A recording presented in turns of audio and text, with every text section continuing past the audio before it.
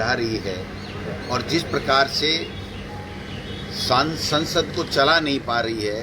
मुद्दों को फेस नहीं कर पा रही है, पूरा प्रतिपक्ष केंद्र में जिस प्रकार से एक साथ होकर के जनता के मुद्दों की आवाज़ उठा रहे हैं, उस आवाज़ को अनसुनी कर रही है और सत्ता के और नशे में चूर मोदी सरकार है, उसके खिलाफ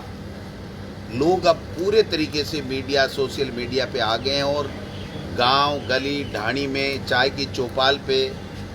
कहीं भी बात कर रहे हो, गांव की चौपाल हो चाहे चाय की थड़ी हो, सब पे एक ही बात कर रहे हैं कि ये चाय वाला तो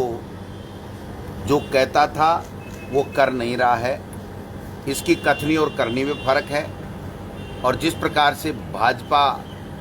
एनडीए सरकार घमंड में चूर है,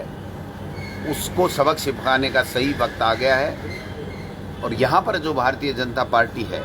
वो बिल्कुल से सुस्त पड़ी हुई है। हम इनको जगाने का प्रयास कर रहे हैं, इनको मुद्दों की बात बता रहे हैं कि देखिए भाई, आपके 25 में से 25 सांसद हैं, आप अपनी केंद्र सरकार में जाइए, मोदी जी से ये कहिए कि महंगाई बढ़ रही है, आपने वादा किया था, आप कम नहीं कर पा रहे हो, किसानों की बात आप सुन नहीं पा रहे हो, किसान हमसे नाराज़ हैं, ये बात आप कहिए। और 25 में से 25 सांसद देने के बाद में जो प्रधानमंत्री जी मोदी जी जिन राष्ट्रीय परियोजनाओं के बारे में पानी के लिए घोषणा करके गए थे, वो घोषणा भी वो आज तक अमल में उनकी घोषणा आई नहीं है।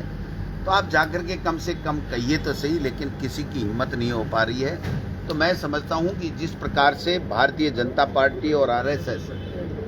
भ्रष्टाचार के आकंठ में डूबे हुए हैं, धर्म के नाम पे ये लोग बाग धर्म में ही धंधा कर रहे हैं। आप जो राम मंदिर के नाम से जो चंदा ले रहे हैं, वो चंदे की काफ़ी लोग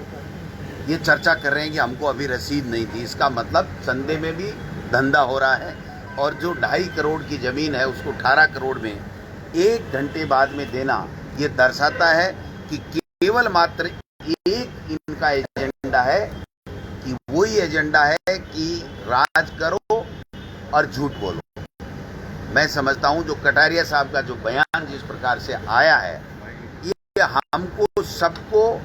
एक तरीके से शर्मसार कर रहा है कि भगवान श्री राम के नाम से जो पार्टी सत्ता में आई, वो आज भगवान श्री राम को ये कह रही है कि बीजेपी अगर नहीं होती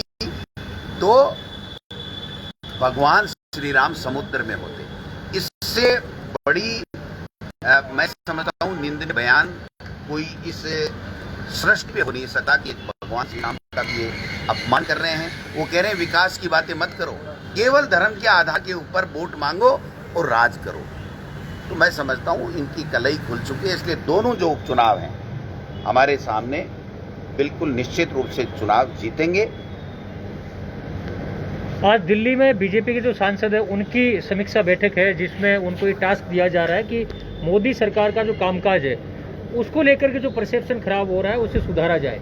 आज शाम तक आप बयान ले लेना, अगर एक भी एमपी वहां बोल जाए और एक भी एमपी राजस्थान के हित की बात कर ले तो मुझे बताना, उस पर मैं प्रतिक्रिया जरूर देना चाहूँगा। वो सुनने के लिए पैदा हुए हैं 25 सांसद,